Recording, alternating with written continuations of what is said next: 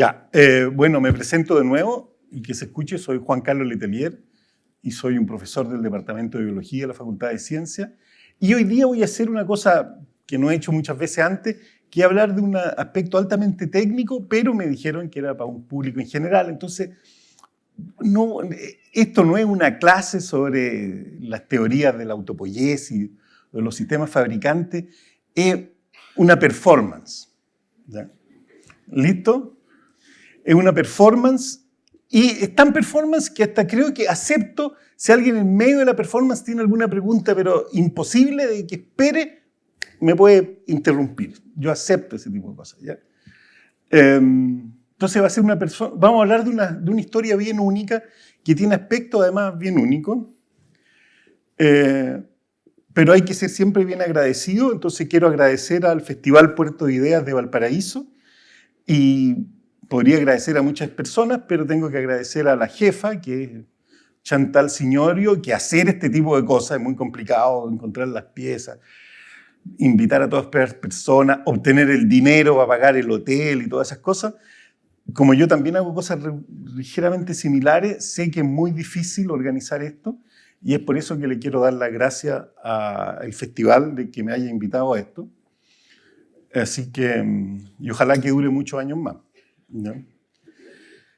Entonces, hoy día, ¿qué vamos a hacer hoy día acá? Vamos a aclarar un poco la historia y las proyecciones de la idea de autopoiesis que la gente en Chile, en eso somos raros, ¿eh? Porque la gente aquí conoce más o menos algo. Humberto Matero, si ustedes van al Perú y hablan de esto, es como hablar, nadie conoce esto. En Argentina, algunos pocos, e increíblemente, si ustedes van a Tokio, ustedes hablan en ambientes académicos de esto, sí que es conocido. ¿Ya? Eso es sorprendente. ¿Ya? En Berlín y en Alemania también. En España, para nada. ¿Ya? Esa es la realidad. ¿Ya? Bueno, veamos esta historia. Primero, ayer tuvimos una excelente charla introductoria sobre el valor de los libros. Toda esta historia comienza aparentemente, no es exactamente así, pero comienza con la publicación, el láser, no, ahí está. Comienza por la publicación de este pequeñísimo libro que se llama De máquina y seres vivos. Dice la fecha de edición 1972, pero fue hecho en 1973, se comenzó a vender. Y este libro, que en texto tiene una figura nomás. Hay gente que, como yo, compra los libros y tienen hartas fotos. ¿Ya? Si no, ¿para qué? ¿No? ¿Ya? Esta tiene solo una figura, ¿ya? Tiene solo una figura de biología molecular, ¿ya? En la tapa. Todo lo demás es texto plano, así, vomitado sin ninguna piedad con el pobre lector. ¿Ya? Sin ninguna piedad del pobre lector, comienza este libro, y este libro le ha cambiado la vida a muchas personas, incluyéndome a mí. Cuando yo leí este libro, dije, pero esto es, literalmente, lo creía entonces y lo creo hoy día, esto es como que Dios está hablando. Y me cambió mi vida y decidí, esto se lo he dicho a muy pocas personas, yo entré a la Facultad de Ciencias en 1976 porque quería ser ecólogo. Quería el mundo, quería ver ahí el picaflor gigante, sacarle fotos. Yo quería ser ecólogo. Dijo, yo nunca voy a trabajar en un laboratorio, en una oficina. Yo quería la vida natural. En esa época yo era un andinista bien duro, digamos. ¿Ya? Quería el mundo. Después que leí este libro, nunca más me volví a acordar de la ecología. ¿Ya? Y decidí, no, yo quiero esto. ¿Ya? Así que ahí tienen un ejemplo palpable de lo que nos dijo ayer y la escritora Irene Vallejo, de cómo los libros cambian la vida de las personas. ¿Ya? Entonces este libro, De máquina y seres vivos, que como le digo fue impreso hace 50 años por la editorial Universitario, es un formato realmente de bolsillo, ¿ya? Porque no había papel en esa época, por todas las cosas que pasaron en Chile, no había papel, entonces realmente economizaron el papel. La serpiente, esa serpiente que se come la cola, es el símbolo de toda la teoría, se llama el Ouroboros, para que lo sepan. ¿Ya? Y increíblemente tiene una traductora. Y dice, ¿cómo puede ser un libro hecho por 2 científicos chilenos que se imprime por primera vez en Chile y tiene una traductora que lo tradujo del inglés al español? Ya vamos a entender por qué esto, ¿ya? Y este libro introduce la idea de sistema autopoyético, que se puede decir que la autopoiesis, auto, propio, poiesis, fabricación, son los sistemas que se autofabrican. Y eso es lo que vamos a hablar hoy día. ¿Estamos de acuerdo? Y todo comienza con este libro. Aunque en realidad, como siempre, en ciencia, las historias, las ideas tienen una historia. Y no es tan así, ¿eh? Y bueno, aquí hay 2 nombres importantes que hay que saber mencionar. El primer nombre es Humberto Maturana, que murió hace pocos años y que era un miembro del Departamento de Biología de la Facultad de Ciencias. Ese es uno de los autores. Y el otro autor...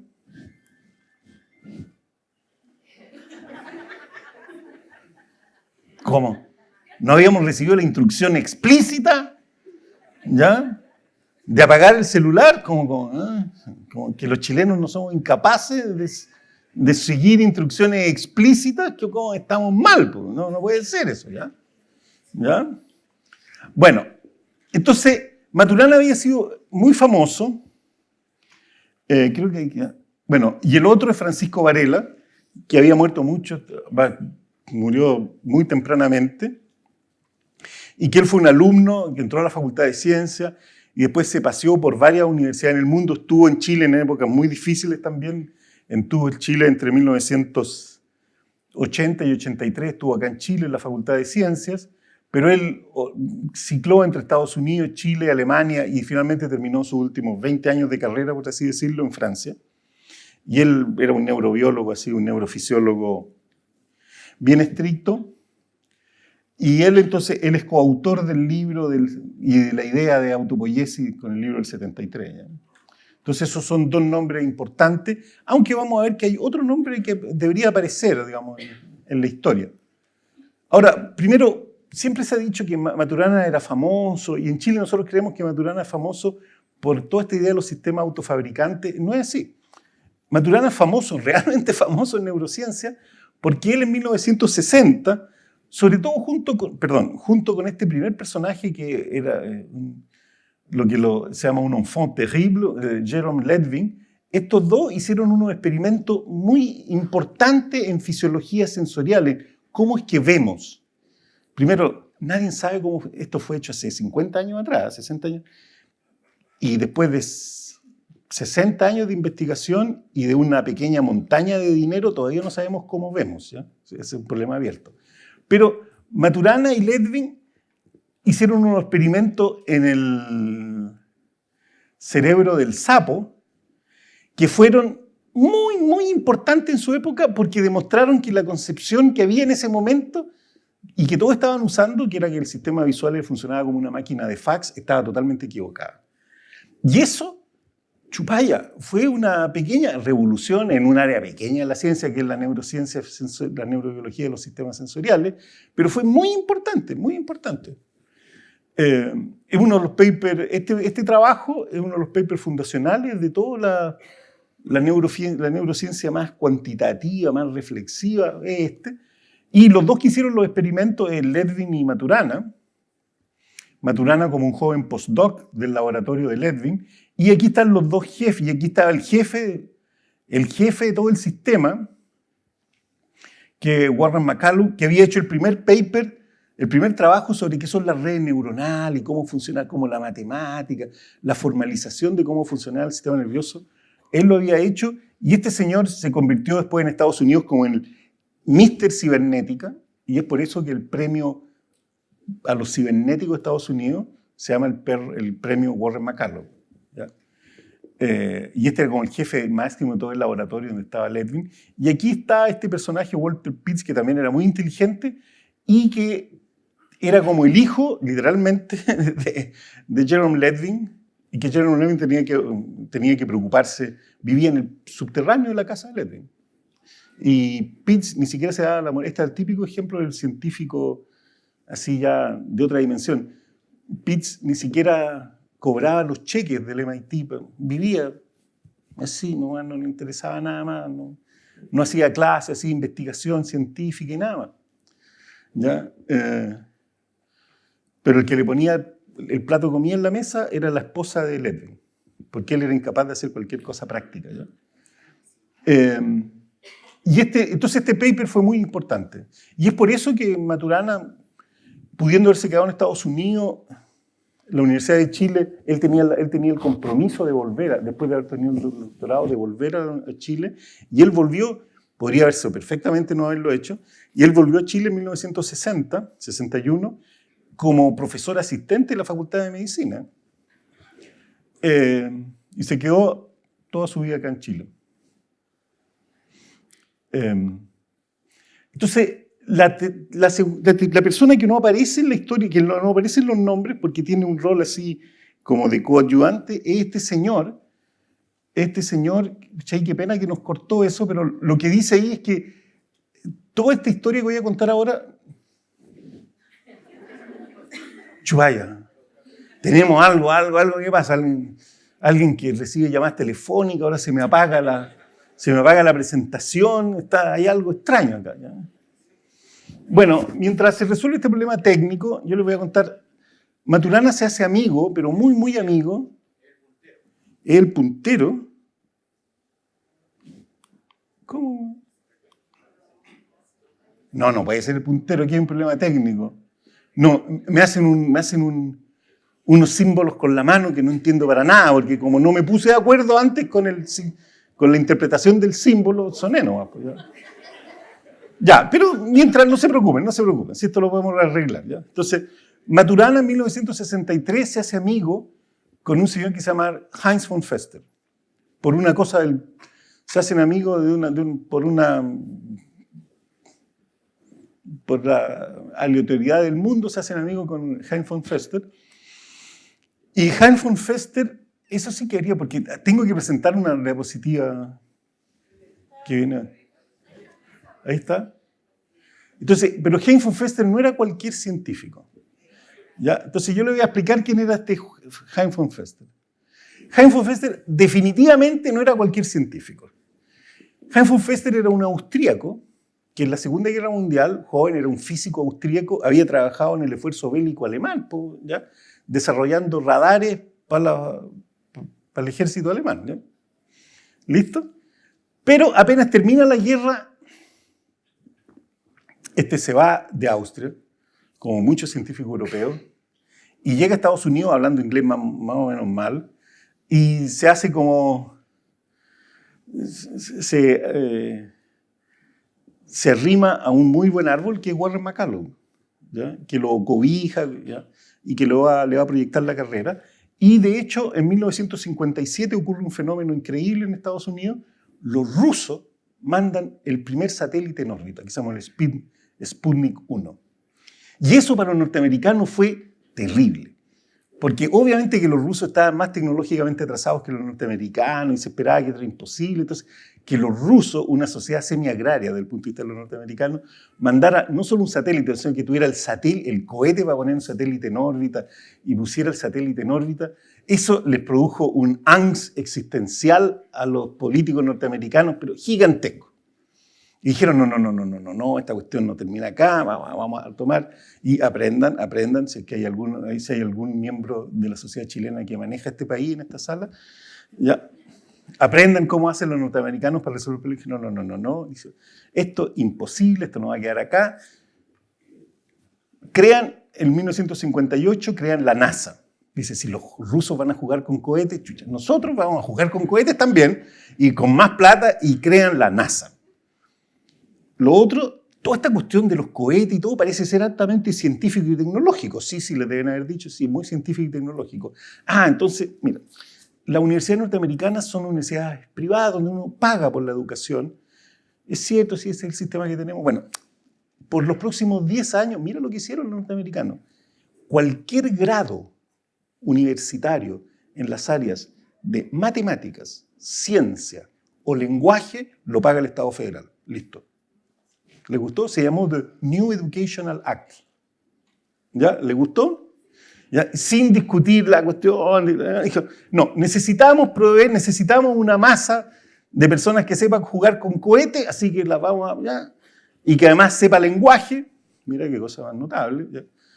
Y lo vamos a financiar. Eso produjo la gran explosión científica norteamericana, ¿ya? Y lo otro dijimos, ya, y ahora vamos a producir el laboratorio del futuro, una cuestión que no tengan los soviéticos, una cuestión ya hipermoderna en que ahí les vamos a sacar, pero vamos a ganar la carrera del conocimiento. Entonces, ¿qué es lo más novedoso que tenemos? Se preguntaron y dicen, oye, tenemos algo que se llama cibernética, que permite hacer una revolución científica de primera magnitud, vamos a tener computadores inteligentes. Perfecto, dijeron, entonces vamos a crear una cosa que se llama Biological Computing Laboratory, el laboratorio de computación biológica, para hacer computadores realmente inteligentes y que van a ser el primer laboratorio de inteligencia artificial del mundo. ¿Y a quién nombramos director? Se preguntan y dicen, yo le tengo el científico austríaco que usted necesita, y les tengo entonces aquí a Hein von Fester, el primer y único director del laboratorio BCL. Y como este era un laboratorio con fondos de defensa, estos no se preocupaban mucho por el gasto, estos gastaban nomás, ¿ya? ¿Listo? Y hacían promesas que después les pasaron la cuenta cuando no pudieron cumplir las promesas, ¿ya? Dijo, no, yo le voy a construir la cosa, el computador más inteligente. Bueno, en todo caso, lo que ellos prometieron es que iban a hacer ChatGPT, pero no tenían el computador en esa época, ¿ya? ¿Ya? Y otras cosas, con los conocimientos actuales, todos los científicos del BCL habrían tenido unos orgasmos que lo habrían hecho morir. ¿Ya? Pero ellos prometieron esencialmente eso. No podían hacerlo, pero prometieron, ¿ya? Entonces, este es el jefe de eso, y que esta es una persona que va a tener tentáculos en todo el establishment, en toda la red de investigación y desarrollo norteamericano, porque y todo esto financiado con fondos de la Navy, esto era para hacer defensa, en serio, ¿ya? Pero resulta entonces que Maturana se hace muy amigo de Hein von Fester en 1963. Cuando están se hace muy amigo y... espérate. Entonces, y en 1958 hacen BCL, ¿estamos de acuerdo? Y en 1960, entonces BCL, este laboratorio top, tiene que hacer el baile en sociedad de introducción. Aquí estamos nosotros, mira, somos los más... Y hacen entonces la primera conferencia, se llama la primera conferencia de sistema autoorganizado en BCL, y aquí es la presentación en sociedad del laboratorio. O sea, aquí estamos nosotros, a ver quién nos gana. ¿no? Y tienen no voy a ir y todo, pero aquí personas muy famosas. Ahí, en ese pedazo, está Ludwig von Bertalanffy, todo el creador de la teoría general de sistemas, algo que entre usted y yo no tienen para qué leerla, pero en fin. Pero en una época se sospechó que era muy, muy importante. Además, después se descubrió que Ludwig von Bertalanffy tenía un pasado bien complicado en respecto de su participación en el régimen nazi, ¿ya? Pero eso no se sabía en esa época, ¿ya? El otro, Frank Rosenblatt, ustedes nunca lo habían escuchado nombrar, yo les voy a decir quién fue. Ese fue el primer compadre que hizo una red neuronal predictiva, real, hecha y concreta, no la teoría, hecha y concreta, fue el primero. O sea, ChatGPT, toda esa cosa es un bisnieto del perceptrón de Rosenblatt, ¿ya? Eso es. El otro que está acá, Stafford Beer. Ese era un miembro de la aristocracia británica y era considerado el cibernetista británico que entendía los sistemas y todo. Ese personaje después va a ser el director técnico científico, ¿saben de qué? Del proyecto 5, o sea, entre comillas, la Internet chilena. Y eso pueden hablar, pueden ver ahora, hay un excelente podcast de un bielorruso, Evgeny Morozov, donde explica la historia del proyecto 5, que en Chile tiene mucho de fabricación, se los digo yo. No es el proyecto, ¿ya? Hay gente que habla del proyecto 5 como que fuera el viaje a la luna y no fue tanto así, ¿ya? Pero lo más importante del proyecto 5 es la voluntad de hacer algo imposible. Y cuando uno tiene la voluntad de hacer algo imposible, uno ya tiene el 50% del camino hecho. El otro personaje es aún más total. Friedrich von Hayek, el verdadero creador de los Chicago Boys. ¿Por qué Milton Friedman llega a la Universidad de Chicago? Porque von Hayek lo invita a ser de la Universidad de Chicago. ¿Qué es lo que creía von Hayek? Que la economía, el sistema económico era un sistema autoorganizado, con leyes de autoorganización. Entonces todo esto de la planificación soviética eran puras leceras, porque nadie podía ir contra las normas de autoorganización de la economía, y es por eso que lo invitan a la primera conferencia sobre sistemas autoorganizados del planeta, hecho por BCL en 1960. ¿Ya? Y la última persona, obviamente, es Hein von Fester, que también Hein von Fester va a ser instrumento muy importante en la creación del Proyecto 5 en Chile. Y para que vean ustedes la historia, von Fester en Chile, esta es una línea de tiempo, von Fester pasa el 65, pasa 5 meses en Chile, en la quinta región. Tal vez sus padres estuvieron en el mismo momento en el Café Samoyeo, donde Maturana lo llevaba a tomar café, ¿no? Y sus padres estaban al lado de von Fester y Maturana. Eso nunca lo habían pensado hasta hoy día. ¿Ya? Entonces, von Fester pasa como, y dice que esas fueron las primeras vacaciones que él tuvo, porque él había, esto es 20 años después de la Segunda Guerra Mundial, entonces del 45 al 65, von Fester tuvo que mover el esqueleto para hacerse una posición y todo lo que hay que hacer para ser director de un gran centro. Y la primera vez que tuvo unas vacaciones y alejado de todas las responsabilidades, lo llevaron a, obviamente, Cachagua. La Universidad de Chile se había comprado, los profesores de la Universidad de Chile se habían comprado varios lotes en Cachagua. Entonces lo llevaron a Cachagua. ¿Ya? Y después volvió von Fester el 71, dio como unos cursos de cibernética en la Facultad de Ingeniería y unos seminarios, y después el 73, en julio del 73 ocurre un evento así que no tiene explicación, o sea, tiene una explicación, pero que es como es un evento esotérico, no tiene otra adjetivo, ¿ya? Von Fester convence a varios cibernetistas europeos de venir a Chile a hacer un seminario para enseñarle cibernética ¿a quién? A los mandos medios del Proyecto 5. Y se produce en 1973 un curso que se llama The Cybernetic of Neuronal Process, o sea, la cibernética de los procesos neuronales, un curso de un mes con los mejores profesores del mundo, incluyendo a Maturana y Varela, que explicaron ahí la autopoiesis en esa conferencia también, en esa serie de cursos, de seminarios. Y entonces ocurrió ese evento que el mejor curso nunca dado, el mejor curso de cibernética que se ha dado en la historia de la humanidad, ocurrió en Santiago de Chile en julio de 1973. Bueno, y Maturana para reciprocar esta visita tan extensa de von Fester a Chile, él va a pasar 10 meses en BCL entre el 68 y 69, y después va a pasar unos meses el 74 en BCL. BCL los gringos lo van a matar el 75 porque van a decir, oye, Hein von Fester, tú ya estás entreteniéndote harto, has ido a Chile, que te gusta viajar. Así, te hemos dado toda esta plata y ahora, ¿qué es lo que hay producido? Nosotros queremos cosas concretas. Ahora llegó la hora tú prometiste, ¿qué tienes? Y von Fester dijo, ¿sabes? No tengo nada concreto, pero tengo esto. Y dice, tengo un científico chileno que se llama Maturana que vino y escribió un reporte técnico revolucionario. Y que se llama el reporte técnico número 9. Y que se llama, que pone en duda de que el sistema nervioso sea un computador. Obviamente que el jefe norteamericano que lo estaba financiando le dijo, ¿cómo se te ha pagado todo este tiempo para que hagáis un computador? Y me decía que ahora el sistema nervioso no es un computador. ¿Cómo es posible? Le cortaron el financiamiento. Entonces, ¿qué es lo que dice Maturana en este documento? Este es un documento interno de BCL en 1969.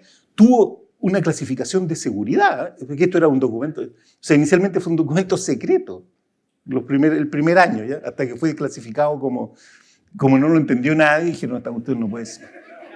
No puede ser un secreto. ¿Ya? ¿Listo? No puede ser un secreto. Entonces, el mundo moderno, nosotros somos enseñados con la metáfora del computador, en el sentido que sí, aquí nosotros tenemos el cerebro, vemos un objeto, una flor acá, entonces el cerebro analiza el mundo y dice, una flor. Eso es lo que dicen. Nosotros opinamos que el cerebro, aquí lo que tenemos es un computador que percibe la realidad, la analiza y da una respuesta. Fotógrafo tomando una foto. ¿No? Lo detecté, analicé, di una respuesta. ¿Le gustó? Y que funcionamos así todo el tiempo.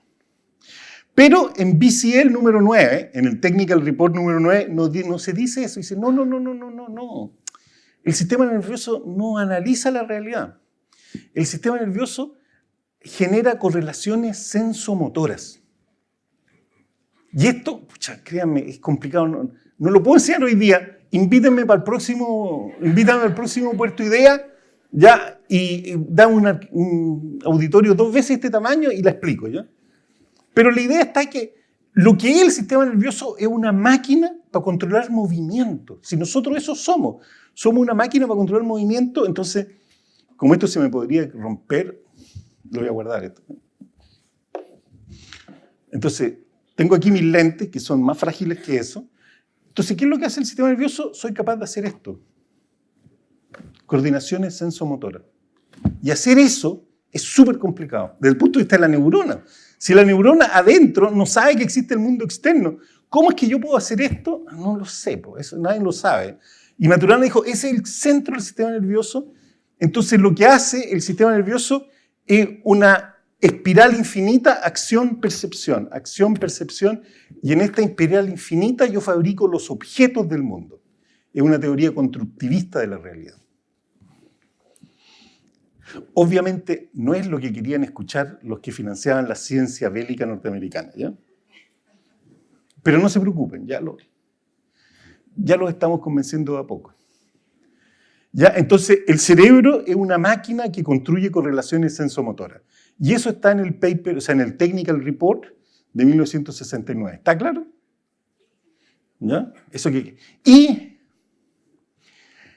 como nota al pie de la página, dice, y esta metáfora de las correlaciones sensomotoras se podría usar para entender el metabolismo celular. Eso dice el documento.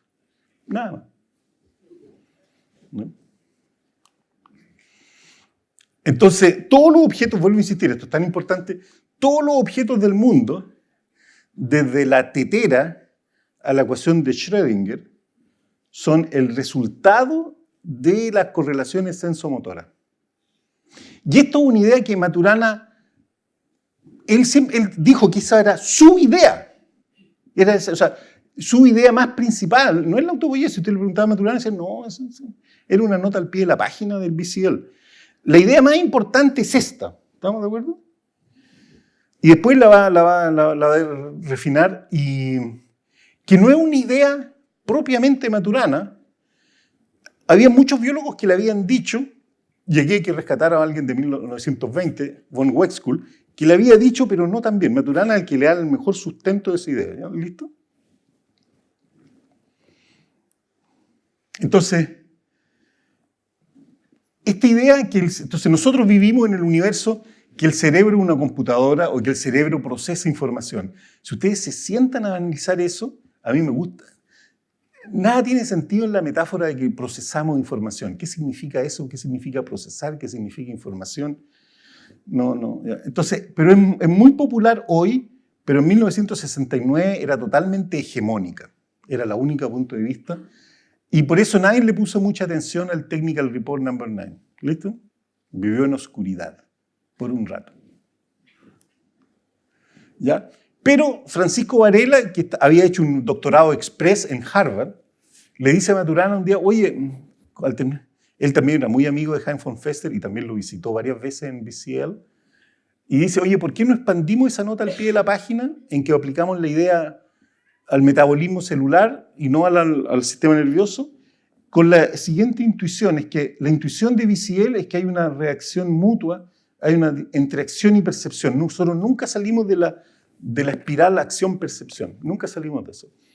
Pero el metabolismo celular, puedo decir siempre que el metabolismo celular son muchas reacciones de transformación de procesos en que A más B se transforma en C más B. Pero el resto del metabolismo toma C y hacen otras reacciones y vuelvo a fabricar A más B. Entonces, tengo esta circularidad, también la tengo en el metabolismo celular. Entonces, la circularidad, acción-percepción, también yo la puedo ver en el metabolismo celular.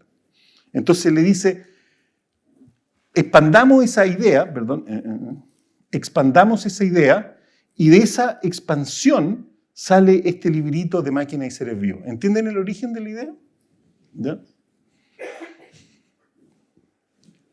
Y esto estaba jugando. ¿Y qué es lo que dice? Entonces, ese libro dice, en este libro dice que las redes metabólicas, o sea, lo que está dentro de cada célula es un sistema hiper complicado. Ustedes no se pueden imaginar lo complicado que es una célula, aún de una simple bacteria. Son sistemas que nosotros no podemos entender en su complicación.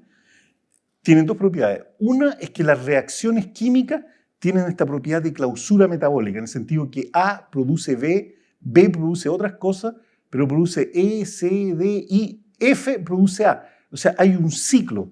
Todas las moléculas son, en cierta razón, su propia causa. Esa cuestión es, cuando hoy día vean, después que terminen, no hoy día porque no hay teleserie turca, pero el lunes, cuando vean la teleserie turca y terminen la teleserie turca, ustedes reflexionen sobre este hecho que la circularidad metabólica implica que cada objeto es su propia causa. ¿Ya? Y lo otro es que el camino, todo esto, mientras este barullo de cosas ocurren, esto se autoencapsula del mundo, se cierra del mundo y se vuelve un sistema autónomo. ¿Ya? Entonces, según Maturana y Varela, entonces, el secreto de los seres vivos es esto, es la clausura metabólica con encapsulación. No es que tengan ADN, no es que procesen información, no es que sean reactivos, no es que digieran, no es la reproducción, no. Sino que es la clausura metabólica con encapsulación. Ese es el secreto de los sistemas vivos y eso es un sistema autopoyético. ¿Estamos de acuerdo? Y eso es una definición súper técnica. ¿Ya? Y ello entonces esos son los sistemas que se autofabrican. Y nosotros somos los sistemas que nos autofabricamos. ¿Ya? ¿Tiene alguna pregunta, su merced? Hable más fuerte porque no... Sí. Existir el hecho de que la recircularidad vaya progresando. O que sea estable. Podría no estar. Buena pregunta. Si es estable, todos lo mantenemos igual. Ya, la respuesta es sí. ¿Cómo se hace? No lo sabemos. Vamos a ver. Pero vamos a avanzar en esa situación, sí. Ya. Pero esto es importante porque esto cambia. Nosotros vivimos todo en un mundo y dice, es que mi ADN, yo soy malo, pero es que mi ADN me hace ser malo. No lo puedo evitar, ¿ya? Nosotros le echamos la culpa a la genética, ¿ya? Es que mi ADN, ¿ya? Y muchas enfermedades, nosotros buscamos el gen, o sea, que el genoma es la causa, ¿ya? Entonces la pregunta es, tal vez no es cierto. Hay enfermedades que son obviamente genéticas, pero otras no son tan claramente genéticas, ¿ya? Entonces, hay gente que ha buscado mucho sin encontrarlo, el gen de la depresión. Tal vez es un error buscar el gen de la depresión. ¿Ya? ¿Qué?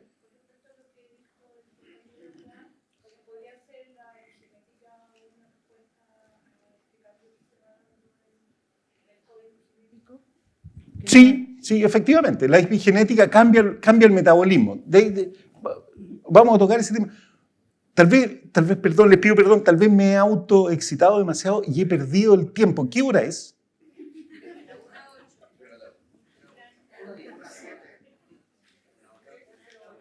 Ya, 1:07, ya. ¿Alguien tiene una pregunta ahí? ¿Sí? Con eso que dijo sobre el gen de la depresión, ¿Sí? esta enfermedad en específico no sería la mejor caso para ponerlo porque aquí estamos hablando de seres vivos en general. ¿Verdad? Que si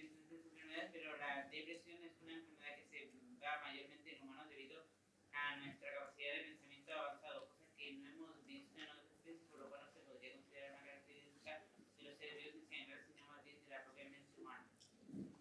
Interesante concepto, pero al ser una propiedad de los seres vivos, de los seres humanos, es una propiedad de los seres vivos. ¿No? La mente humana funciona de una manera un tanto extraña a comparación de los otros seres vivos. Ya, pero yo te voy a explicar cómo funciona. Gracias. Yo te voy a explicar algo de cómo funciona la mente humana al final de esta conferencia. ¿Ya? Entonces, y da una definición, si ustedes ven en el libro de edición chilena, la definición es imposible de entender. Dice, una máquina autopoyética es una máquina organizada, definida como unidad, como una red de procesos de producción, transformación y destrucción de componentes que, a través de sus interacciones y transformaciones, continuamente regeneran y realizan la red de procesos, las relaciones que los han producido y... Ya me da lata. Listo, es confuso. Le voy a explicar, la confusión nace porque el texto fue hecho originalmente en inglés como un addendum al Technical Report número 9 y fue escrito en inglés directamente por Maturana y Varela porque fue el Technical Report 9.2, ¿se dan cuenta? Y entonces tuvo que ser traducido al español que se hizo cuando se hizo como libro. Y en los tiempos de la Unidad Popular, en 1973, ustedes se dan cuenta que con lo pasaba todo en Chile, nadie se fijó mucho en los detalles de cómo lo estaba traduciendo la pobre traductora que tenía que traducir estos conceptos que nunca nadie había escrito antes. Entonces, la traductora hizo lo posible y ahí tienen la resolución. ¿Ya? Si quieren leer bien eso, lean el texto en inglés. Les voy a decir dónde se obtiene. ¿Ya? Entonces tenemos que en este libro, estaba jugando, aprendiendo cómo usar las animaciones de PowerPoint. ¿Eh? Entonces, en este libro, Maturana y Varela no muestran cómo se puede generar la clausura. Ellos no muestran cómo se genera la clausura metabólica. Ellos dicen, no, la clausura metabólica, sea como sea, se genera, es el secreto de los seres vivos. ¿Estamos de acuerdo? Y entonces, ellos examinan, ellos no muestran cómo se genera, sino que examinan sus consecuencias. Entonces, en las consecuencias que tienen sobre la autonomía, todos nosotros somos seres increíblemente autónomos, sobre el metabolismo, el sistema inmune, el sistema nervioso y la evolución. Eso es lo que es el libro rojo. ¿Listo? Hecho de una manera lisérgica. ¿Ya? Hay que querer entender ese libro. ¿Ya? Eso le faltó esa frase ayer en la conferencia. Hay libros que para entenderlo hay que querer entenderlo. ¿Ya? Pero hoy día le voy a presentar otro libro igual a ese. ¿Ya? Entonces, por eso concluyen que un ser vivo es un sistema autopoyético y eso quiere decir que un sistema vivo es un sistema que se autofabrica y se autoencapsula y eso es la caricatura de un sistema autopoyético. ¿Ya? Y si ustedes van a mis clases de biología teórica en la Facultad de Ciencias, nosotros usamos lleno de esos gráficos para pensar. ¿Ya? ¿Listo? Ahora, esta unidad súper seductora, sí, ¿qué tiene?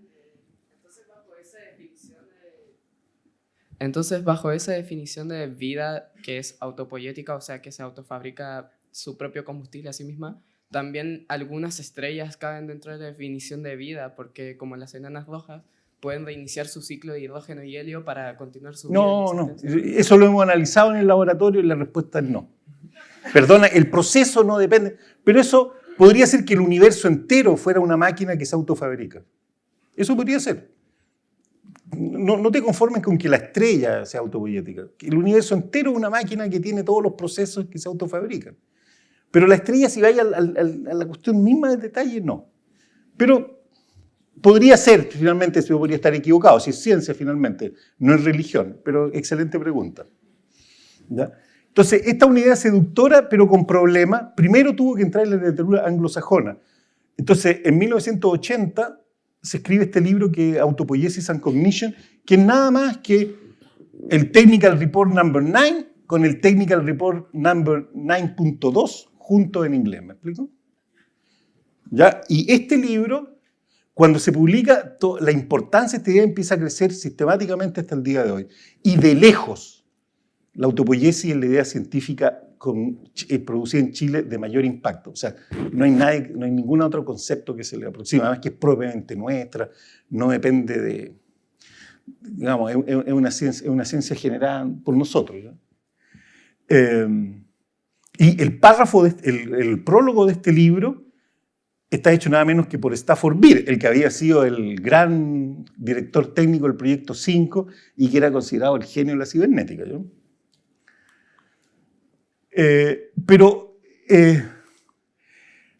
Entonces, esto es una idea seductora, pero ¿cómo ha avanzado en 50 años? Le quiero decir que la mecánica cuántica, que hizo grandes avances en la ciencia, no pudo, en 30 años se inventó 3 veces y generó resultados espectaculares. La teoría de los sistemas autopoyéticos no es la mecánica cuántica.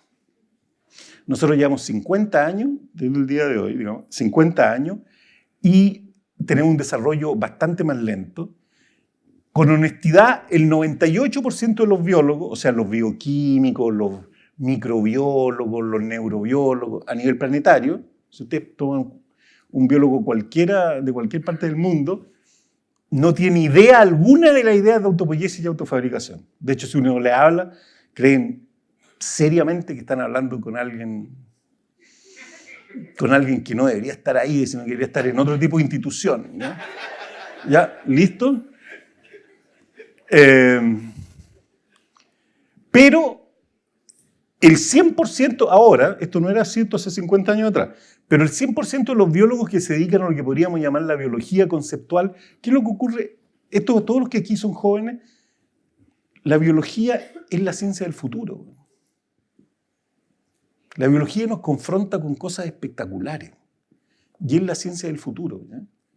Y la biología siempre hace la reflexión, alguien me hizo la reflexión sobre qué soy yo, qué es lo que es el ser humano, ¿cachai? Eso, la física, por mucha física cuántica, el láser, la bomba atómica, Oppenheimer, todo eso, son unas trivialidades, güey. ¿Quién hace la bomba más grande? Esa cuestión es, no sé, es un juego de cabros chicos, ¿cachai? ¿Me explico? En cambio, la biología es una pregunta sobre mí, sobre mi naturaleza. ¿Cómo es que yo sé que sé? ¿Cómo es que yo actúo? La biología es el nombre de la cueca. ¿Ya? ¿Listo? Entonces, siempre la biología ha traído a pensadores que se dedican a pensar esto porque les gusta pensar. Cuando alguien le pregunta ¿para qué sirve la biología sirve para pensar. Y ese sí que es un gran resultado de todo. Entonces, todos los biólogos que tienen esta pequeña deformación cerebral, ¿no?, que creen que la biología sirve para pensar, ya todos los biólogos, el día de hoy, todos los biólogos están completamente convencidos que el secreto de los seres vivos es la clausura metabólica. O sea, que es la autofabricación. Ya no hablan del DNA como antes. ¿Ya? ¿Listo?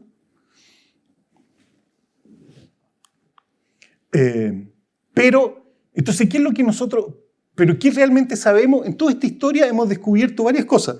Hemos descubierto que, bueno, este es un proceso biológico que A se transforma en B. Ustedes deben saber que adentro de su cuerpo, cada uno de esos procesos está coadyuvado por un catalizador que está producido por el propio sistema. Entonces, hemos descubierto que hay que discriminar de cómo uno se autofabrica.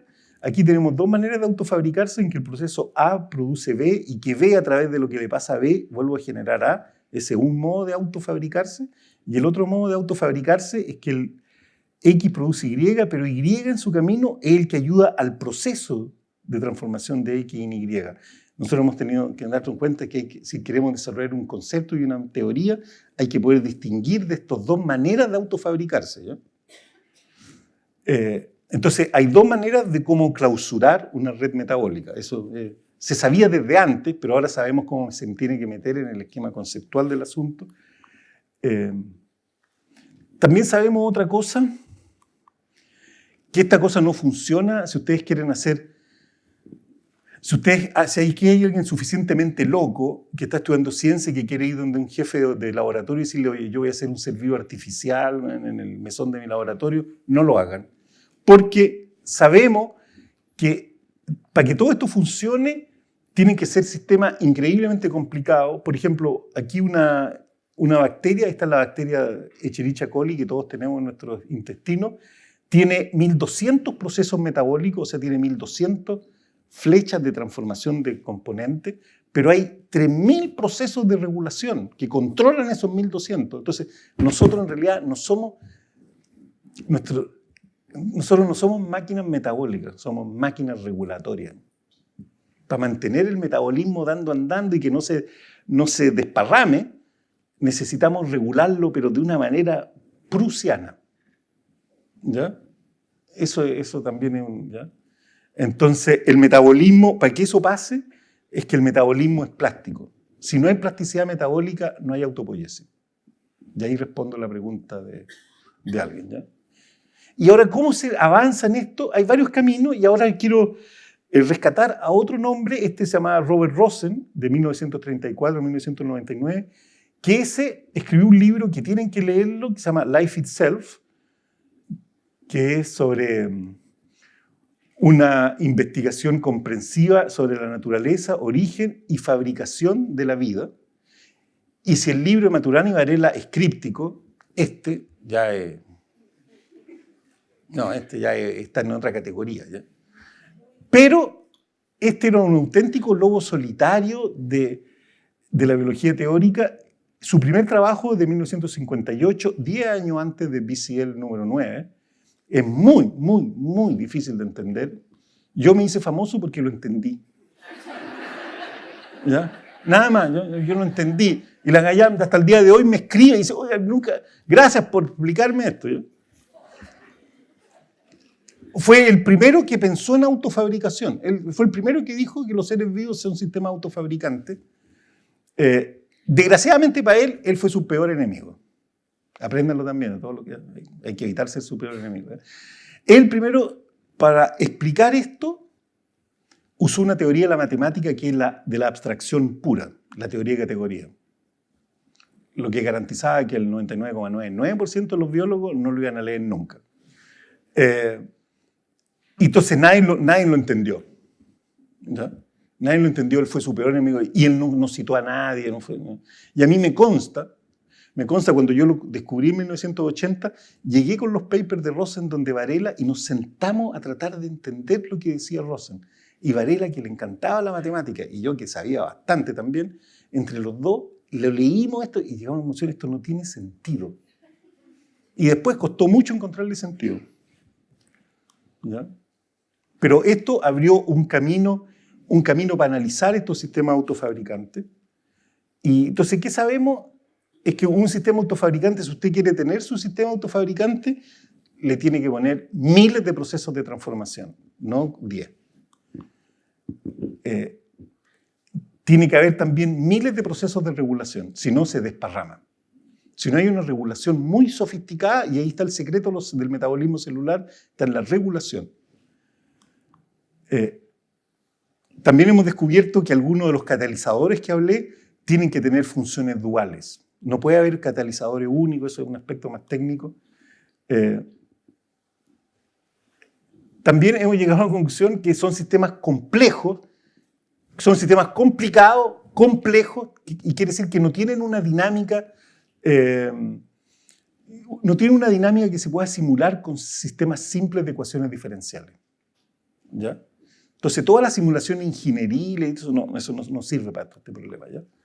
Entonces, las ecuaciones diferenciales nos sirven para entender esto, pero hemos descubierto, aquí junto con el matemático, un gran amigo también de Varela, Jorge Soto, que cuando se descubra la matemática de esto, cuando se descubra el operador que describe el metabolismo, va a tener que ser una cosa súper rara, porque va a tener que ser un operador que se aplica el mismo y que produce el mismo. Y nosotros hemos desarrollado esta matemática que llamamos la ecuación del Ouroboros.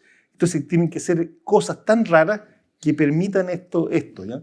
Que un mismo objeto matemático sea una función que puede operar sobre el mismo y que produce el mismo. ¿Ya? Es muy probable, y esta es una idea de Carlos Maureira, es muy probable que también haya una cosa muy sofisticada del mundo de las ecuaciones diferenciales, pero ya muy sofisticada, que se llama el teorema CAM, de Kolmogorov, Arnold, Moser, que ese tenga mucho que ver, que dice sobre la estabilidad de los sistemas, porque nosotros somos sistemas increíblemente estables, y ese es un secreto que nadie entiende cómo. Nosotros, los seres vivos, nuestro linaje viene desde bacterias que fueron producidas hace 3.800 millones de años, y ese linaje de bacterias ha vivido hasta el día de hoy y ha invadido la Tierra. Todos los seres vivos nacemos, somos hijos de ese linaje, y ese linaje ha durado 3.800 millones de años, y le hago notar que en el universo hay muy pocas cosas que duran 3.800 millones de años. Algunas estrellas, al que le gustó la cosa estrella, algunas estrellas duran eso, pero estrellas que tengan 15 veces la masa del Sol duran miserables 100 millones de años. Y un linaje de bacterias aquí en el planeta Tierra dura 3.800. ¿Qué le gustó? ¿No? Los sistemas autofabricantes son sistemas autónomos. Eso es muy importante. Yo estoy aquí y hay algo curiosísimo, porque los sistemas físicos, yo lo suelto y cae. No lo quiero romper. Pero cae siempre. Nunca va en esa trayectoria. Él no es autónomo. En cambio, yo aparentemente tengo la autonomía. Y ese es un problema. Yo puedo decidir si voy para acá o para acá. Ahí te tengo un problema. ¿Ya? Pero tengo esa autonomía, y esa es una característica de los seres vivos. ¿Ya? Entonces es muy importante. Y lo otro, y es donde estamos ahora, es que ahorita vamos a cerrar el mega círculo del asunto, es que los sistemas vivos, todos, somos sistemas cognitivos, que generamos los propios objetos que viven en nuestro universo. Y aquí voy a dar el mecanismo, y esto es crucial. ¿Ya? Esto sí que como que se movió. Espérate. Perdona, esto es demasiado... Ya. Esta es la idea que quiero decir. ¿Ya? Entonces, aquí pongan atención. ¿Ya? Pongan atención. ¿Qué hora es? ¿Qué hora es? ¿Qué tiempo? Ya. 5 minutos más. Ya, excelente. Entonces, aquí tienen un ser vivo. ¿Lo ven? Este es el ser vivo, ¿lo ven ahí? Y este es el medio. Y inicialmente el ser vivo tiene una relación con el medio que no está definida. No se han generado las correlaciones sensomotoras. No está definida. ¿Ya? Y el ser vivo está siempre en este loop acción-percepción. Pero a medida que pasa el tiempo, se purifican, por así decirlo. Se purifican las relaciones sensomotoras, y ahora el ser vivo respecto del medio actúa de manera más focalizada. Y cuando el sistema está totalmente maduro, por así decirlo, lo que ocurre es que aquí tengo el sistema vivo y aquí tengo el medio, y he generado un objeto. El observador externo ve que aquí hay un objeto y cree erróneamente, porque él no ve la historia, él ve solo el resultado final, él cree que el sistema vivo se acomodó al objeto, se adaptó al objeto, siendo que en realidad lo hizo. El objeto es co-creado entre el organismo y su medio. Y este mecanismo es lo que se llama acoplamiento estructural. ¿Ya?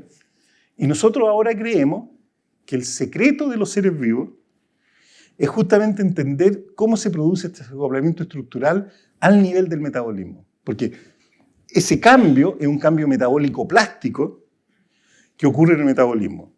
¿Ya? Y si ustedes le preguntan a Maturana, después de mucho, Maturana habría dicho que esta era como la idea más profunda que él tenía, que esta era la verdadera idea. ¿Ya? La verdadera idea. Y entonces, ¿cuáles son las preguntas que están abiertas y sin respuesta? Está lleno de preguntas abiertas y sin respuesta. Esta es una teoría que le ha costado mucho producir resultados concretos que ayuden al científico de a pie, digamos, ¿ya? Nosotros no sabemos cómo se genera la estabilidad de los sistemas autofabricantes. ¿Cómo es que el linaje de bacterias ha durado 3.800 millones de años? No tenemos idea por qué pasa. ¿Cómo se generan los sistemas autofabricantes? Es decir, el problema del origen de la vida, eso no tenemos idea. ¿Y cuál es la relación precisa? Y aquí está entre metabolismo y cognición. O sea, si yo digo que yo soy una máquina cognitiva y que una bacteria es una máquina cognitiva, ya, pues dime cómo se produce eso. ¿Ya? Y en eso estamos en la actualidad. Y ahí respondo cuál es el problema como de la intención. ¿Ya? Porque tengo que ser capaces de hablar de cuál es la intención de una bacteria. ¿Ya? Y también hay que tener resultados que le sirvan al biólogo del mesón. Esta es una gran teoría con cosas muy seductoras que todavía sirve muy poco, hay que ser honestos, ¿ya? Sirve muy poco. ¿Ya? Después de 50 años, bueno, ¿qué es lo que han producido? Bueno, un teorema aquí, unos papers. Pero a ver, comparado con ChatGPT. No tengo nada tan exótico, ¿ya? Pero tengo un punto de vista que es sólido, ¿ya? Y una manera de ver todo el fenómeno de los seres vivos, ¿ya? Y que ya vamos a crear todo, ¿ya? La biología avanza más lento, ¿ya? Hay otro aspecto que la noción de autopoiesis fuera de la biología ha tenido mucho gente que la ha usado como una metáfora. Y, por ejemplo, este es un ejemplo más de miles. Hay un libro que se llama La autopoiesis de la arquitectura. ¿Le gustó? En 2 tomos. Sin figuras. ¿No? No es cierto, pero casi sin figuras, ¿ya? Entonces, el uso metafórico de la noción de autopoiésica es muy común, que va desde la teoría de la guerra, fútbol, derecho, psiquiatría, marketing. De hecho, otro ejercicio que lo pueden hacer el día martes, después de la teleserie turca, ustedes se sientan frente al computador y ponen en el buscador autopoiesis y cualquier palabra que se le ocurra. Fútbol, crimen, guerra, cualquier cosa, ¿ya? Cualquier cosa, cualquier marketing, todo lo que... Y van a salir documentos que ligan esas dos. Hay documentos que ya hay gente que ha pensado que es posible, ¿ya? Porque esta noción es muy seductora, no sabemos cómo explicarla todavía, pero esta noción es muy seductora. Yo creo que el 90% de esas metáforas hay que analizarlas con mucho cuidado, ¿ya? Yo no soy fanático de ese uso. Y ustedes deberían, a los que les interesa, tienen que estudiar con calma. Muchas veces lo que la gente habla por teoría de la autopoiesis es sin entenderlo, es la teoría lo que en realidad está hablando es la teoría del acoplamiento estructural. Ellos no lo cachan. Toda esta teoría, lo que se llama autopoiesis, en realidad son 2 nociones. Una son las nociones de sistemas autofabricantes y la otra es la noción de sistemas cognitivos, que están relacionados entre ellos. ¿Ya? Entonces, ¿qué hemos aprendido en Puerto de Idea hoy? Hay que hacer un resumen de lo que hemos aprendido, hay que ser organizado. Hemos aprendido algo de la historia y la saga de la noción de autopoiesis, que es la idea científica más potente generada en Chile, ¿ya? Hemos visto algunos detalles de la noción de autofabricación. ¿Qué es lo que se ha avanzado o no? Algo se ha avanzado en 50 años, ¿ya? Yo soy un poco... Había en la política chilena hace 20 años, estaban los flagelantes. ¿Y cuáles eran los otros? Los complacientes y autoflagelantes, ¿ya? Bueno, no llegó, yo creo que fue mala esa cosa, ¿ya? Yo soy ligeramente autocomplaciente y ligeramente autoflagelante, ¿ya? Y lo que falta por hacer, especialmente en aclarar la relación entre cognición y autofabricación. Eso es lo que falta por hacer. ¿Listo? Entonces, hasta aquí hemos llegado.